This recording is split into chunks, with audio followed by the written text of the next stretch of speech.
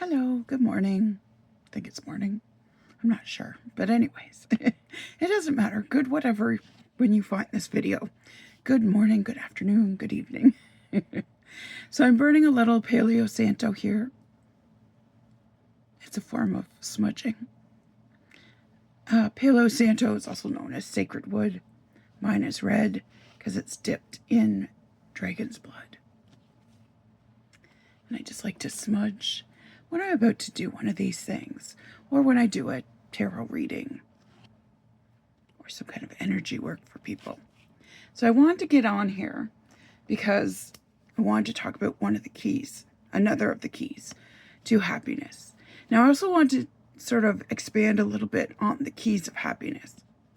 So the keys of happiness, I'm giving you some tools and sharing with you some tools that have worked for me.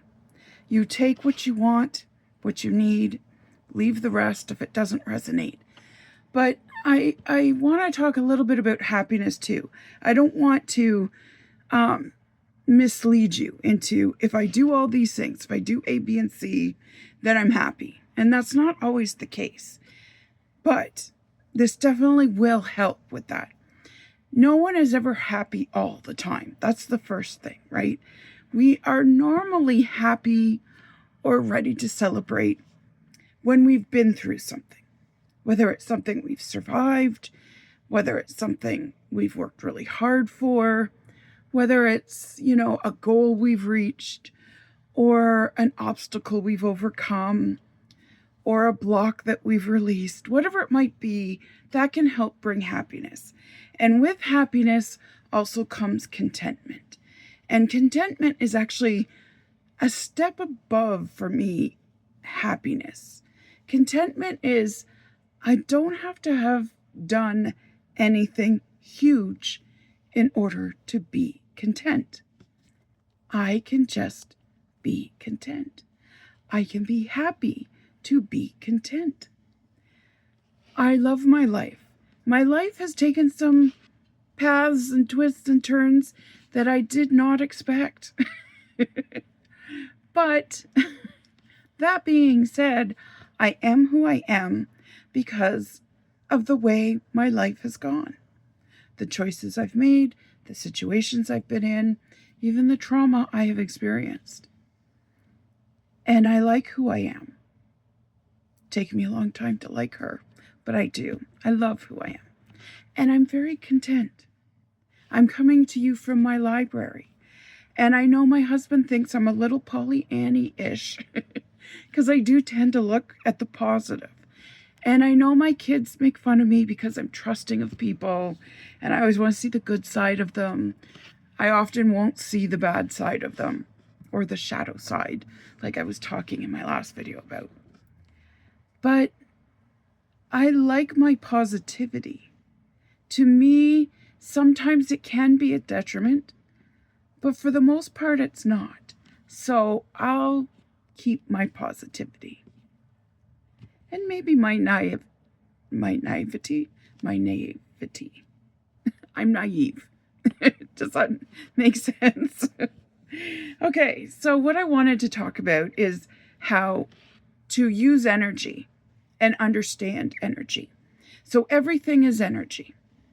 And it's just a matter of learning how to flow, learning to control the flow, the discipline of your mind, the acceptance of others' energy, and really being okay with things.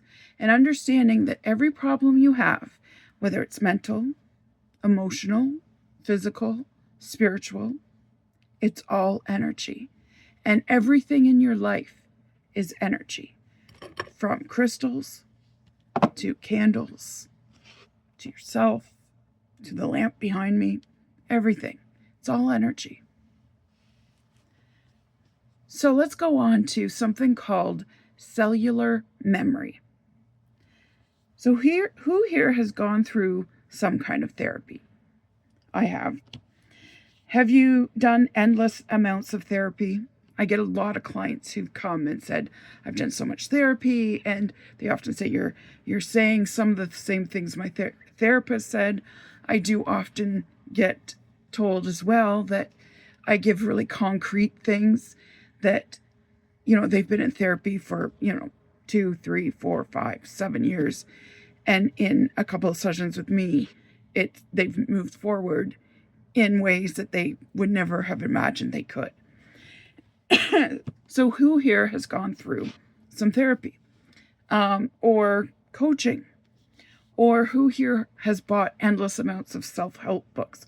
I have a lot of clients and girlfriends that, are constantly like reading self-help books. And I'm like, at some point, when does it help? Like, when does that start? And they're often returning again and again to the same issues with very little change, or sometimes even none at all. Now I'm going to explain some of that. So talk therapy is a very popular thing to use, and it has its place. It's very good. However, sometimes talk therapy is allowed to become rehashing and reliving and having little pity parties. And sometimes it can actually make a situation or an experience that you're having worse. And this is why and where you need a good coach or therapist, or as I call myself, a spiritual Sherpa, because you have to be mindful of not rehashing, because rehashing is not healing. It's not moving through.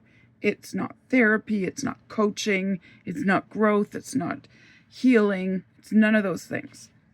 It's reliving it over and over and over again and refusing to learn. Okay? Again, I'll get into that. Okay? Because by talking about your problems, your issues, your fears, your anxieties, your sadness, you are often opening wounds that are trying to heal. So it's like picking at a scab a little bit. Now, hear me out. It doesn't mean, let's brush all this under the carpet. And there's definitely a time and a place to acknowledge your fears, your anxieties, the situation, your hurt, whatever, and validate your feelings. Because you're not wrong to have the feelings around that situation or to have the emotions you're having. You're not wrong in that. Where you are misguided sometimes or make the mistake of is staying there, okay? So, but talk therapy, although having the best intentions, can cause you to focus and dwell on and live in these experiences, these emotions, these situations. Like I said, it's like picking a scab, right? Boy, my pee was really strong there. Picking. And once the protective scab is gone, the blood starts to, metaphorically, starts to flow out. And you create a doorway for germs and infections to enter your body. This being a literal scab, but even emotionally and physically. And your healing system has to start building a whole new scab again. So what does this have to do with cellular memory and healing, you ask? Very good question. If I asked you where your memories are stored, you would probably say your mind or your brain. And for many years, science would have agreed with you. But they have now discovered that much of your memories are actually stored in your cells. And your whole body is made of cells, energy cells, okay?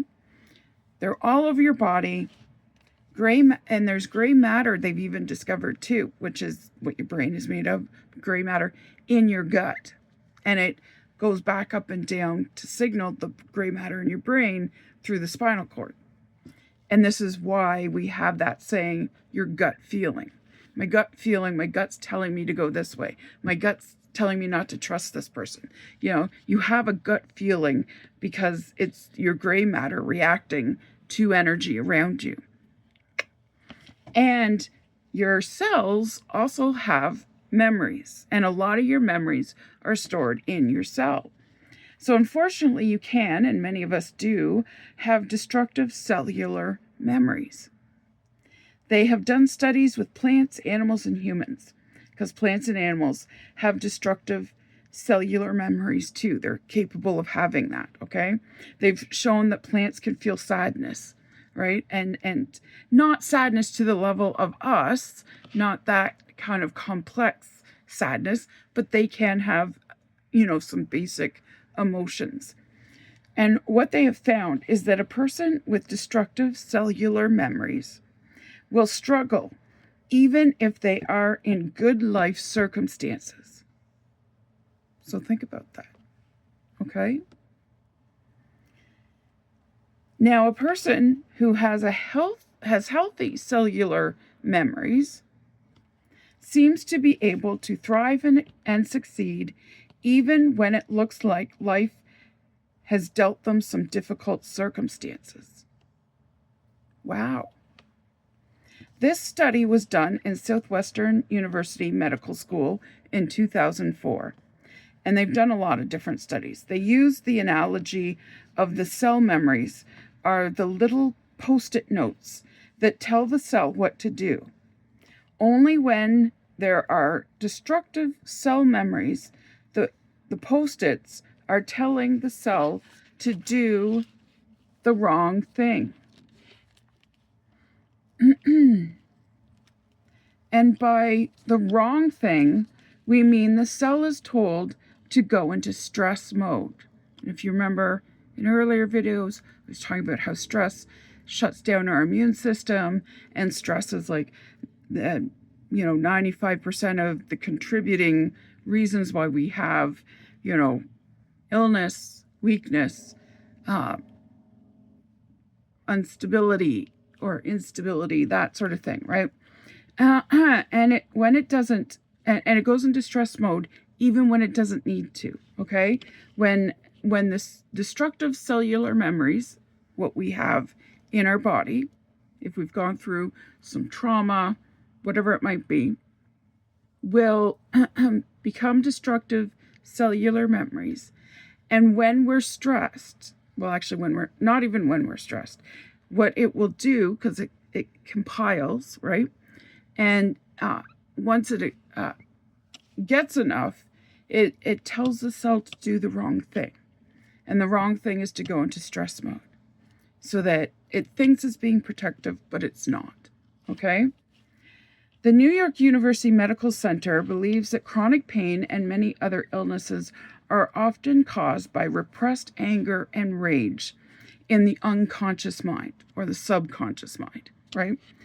You do not know you have this inside of you because you are not conscious of it. That's a quote by Dr. Sarno in one of these studies. Now, they've done studies where, they've played, where they've told plants, oh, I love you, you're so nice, aren't you smart, look at how green you are, blah, blah, blah, right? Oh, look, you're blooming a flower, this is great. And those plants, we've all heard, talk to your plants, they'll grow more. The real trick to plant growing, by the way, is never to have just one. Plants like companions. They're very social. So it doesn't have to be the same plant. So you don't need 3 geraniums necessarily. But, if you want 3 geraniums, have 3 geraniums. But you could have a spider plant, a geranium, and a fern plant. As long as they're sort of together in a little group and they feel like they're together, then they will tend to grow better because they encourage themselves and the other plants around them to grow. It's like companion planting, right?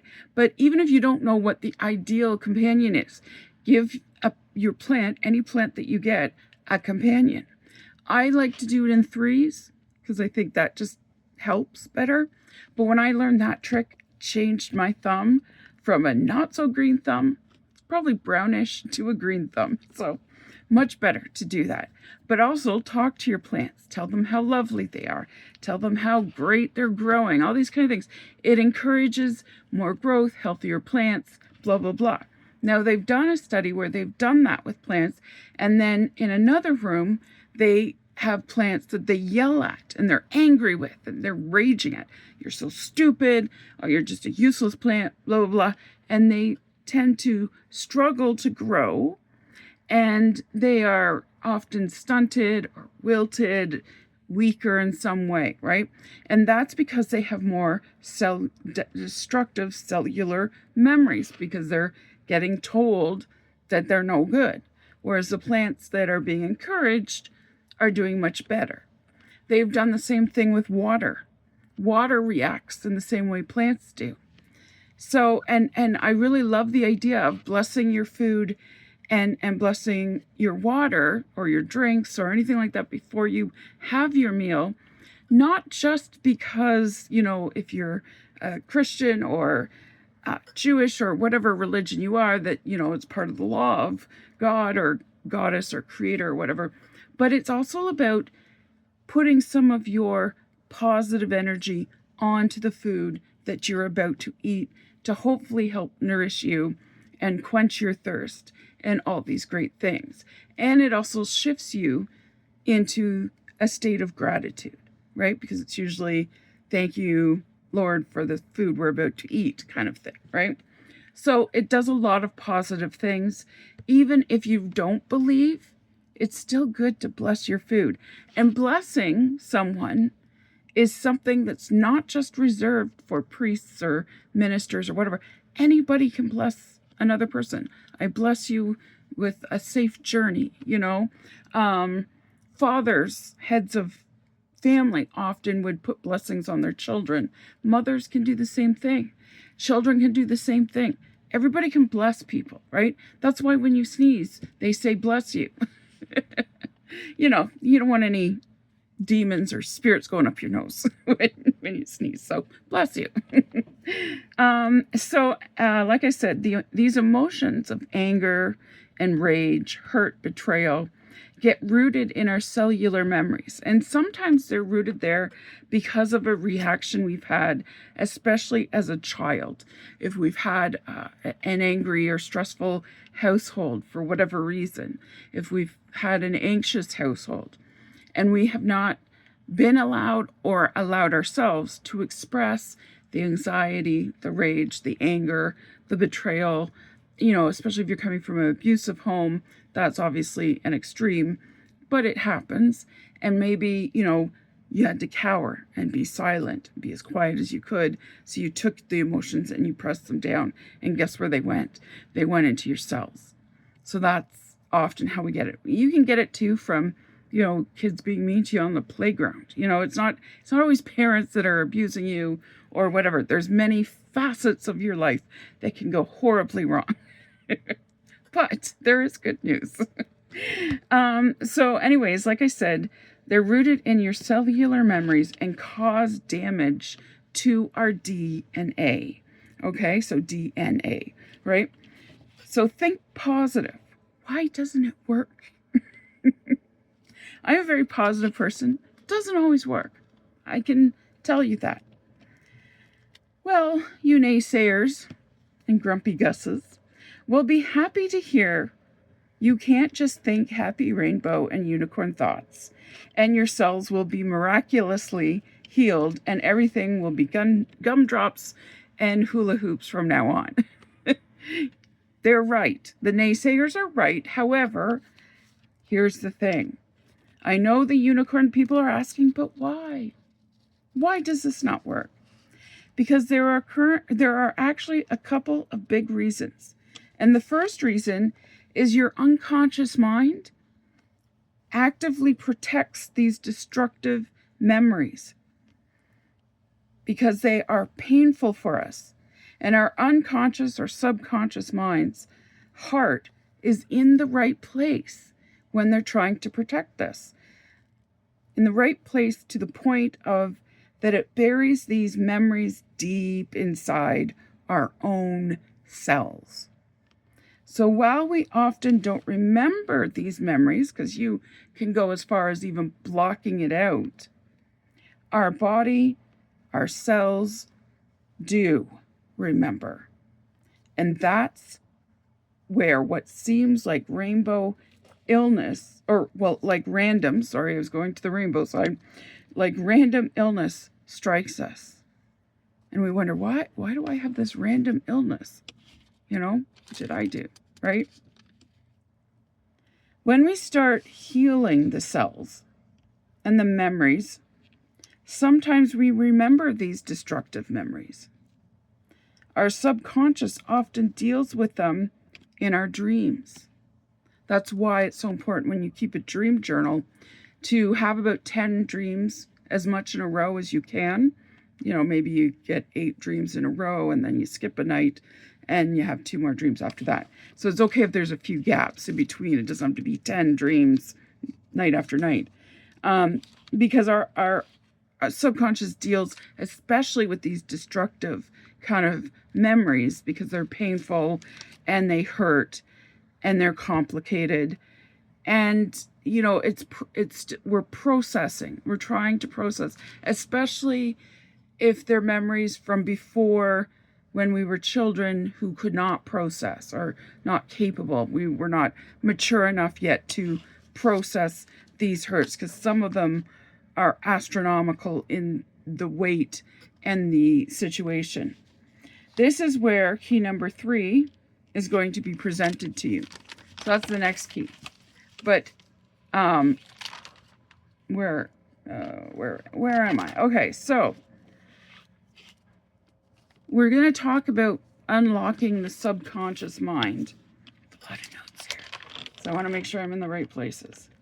Yeah, okay. So we're going to talk about unlocking the subconscious mind. But I want you to really understand that, you know, you might not remember it. And this is some of the reason why talk therapy doesn't always help. Talk therapy has its place, definitely. However, trudging up emotions around a situation that maybe your subconscious is trying to protect you from is not a great thing. It's okay if it's coming through in dreams. So for instance, when I was raped at the age of 16, I got pregnant from it. It was the first sexual experience that I had beyond a kiss. And I ended up, like I said, getting pregnant from it. And I gave birth to 2 baby girls who I gave up for adoption. That's a lot, right? Yes, it is.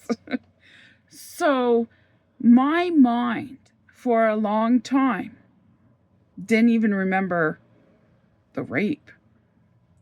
And when I found out I was pregnant, that's when the parts of the rape came back to me.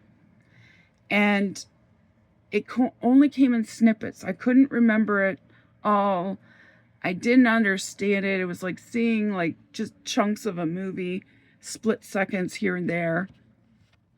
And over the years of slowly healing some of that trauma and those destructive cellular memories I had, my subconscious would give me a little more, a little snippet more.